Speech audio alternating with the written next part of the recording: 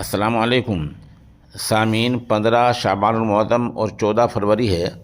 خبر کا عنوان ہے اشاعت العلوم عکل کنواں کی اب تک کی رپورٹ۔ یہ رپورٹ گزشتہ 2 دن سے سوشل میڈیا پر چل رہی ہے اور میں صحیح رپورٹ کی تلاش میں تھا۔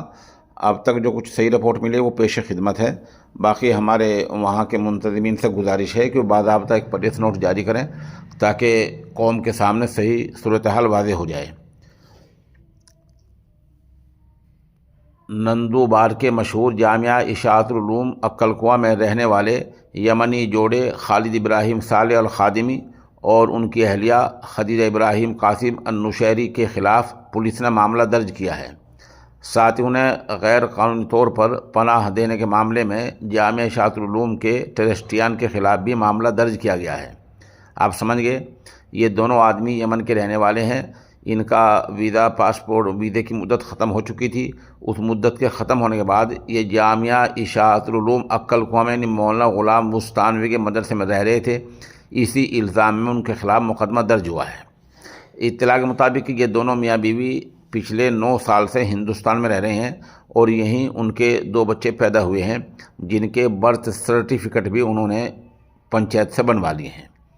پولیس ذرائع کے مطابق خالد ابراہیم اور خدیجہ یمن کے شہر صنعاء سے 22 نومبر 2015 کو بزنس ویزا پر ہندوستان آئے تھے۔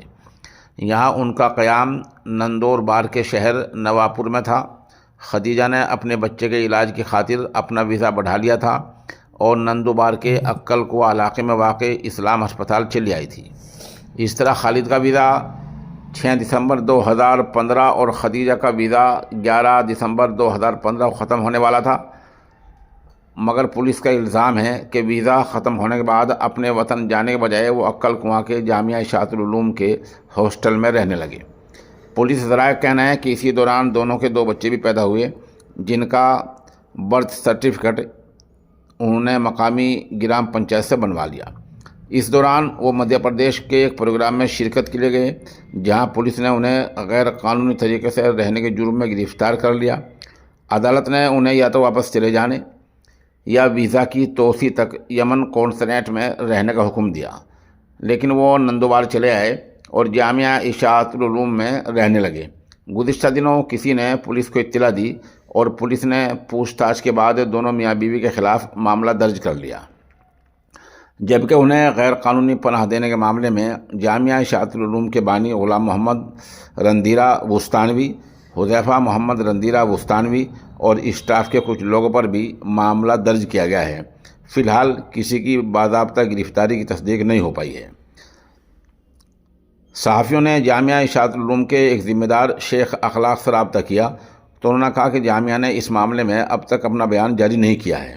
انتظامیہ جب اس پر کچھ کہے گا تو آپ کو اطلاع دے دی جائے گی۔ البتہ بی جے پی کے مقامی اکائی نے شور مچانا شروع کر دیا ہے۔ پارٹی لیڈر وجے چودھری نے پریس کانفرنس منعقد کر کے جامعہ کی جانچ کرنے اور اس طرح کے مزید معاملات کی جانچ کی مانگ کی ہے۔ اس سلسلے میں ان لوگوں کو کئی بار فون کیا گیا، لیکن کسی مسئلے سے کسی وجہ سے وہ لوگ فون ریسیو نہیں کر رہے ہیں۔ بہرحال ہماری ان سے مؤدبانہ گزارش ہے کہ وہ فون ریسیو کریں یا باضابطہ بیان جاری کریں کہ یہ معاملہ اب یہ شاید چھپنے والا نہیں ہے اور یہ معاملہ برسرام آ گیا ہے، اور اگر وہ غیر ملکی ہیں اور کسی وجہ سے وہاں رہ رہے تھے تو وہ وجہ بتانی چاہیے، یا آپ کو اس کا علم نہیں تھا، یہ کیا بات تھی، یہ پوری بات سامنے آنی چاہیے۔ بہرحال اشاعت العلوم عکل کنواں کی اور کوئی بات نہیں ہے، جیسے کہ لوگ سوشل میڈیا پر کہہ رہے ہیں، وہ کچھ نہیں ہے۔ صرف اتنی بات ہے کہ یمن کے 2 شہری میاں اور بیوی جن کے ویزے کی مدت ختم ہو چکی تھی، وہ جامعہ اشاعت العلوم عکل کنواں میں رہ رہے تھے۔ اس الزام میں ان کے خلاف مقدمہ درج ہوا ہے اور اسی الزام میں مولانا غلام بستانوی اور ان کے بیٹے حذیفہ بستانوی کے خلاف بھی مقدمہ درج ہوا ہے۔ ابھی دفعات کیا ہیں، ابھی تک یہ بات ہمارے سامنے نہیں آئی ہے۔ اگر کسی کے پاس ہو تو ہمارے نمبر 96 27 70 90 پر وہ رابطہ کر سکتا ہے۔ سامعین، یہ معجون ہے طاقت کا خزانہ۔ عمر کے ساتھ ساتھ جو کمزوری آ جاتی ہے، یہ اس کو دور کرنے کے لیے بہت مفید ثابت ہوا ہے۔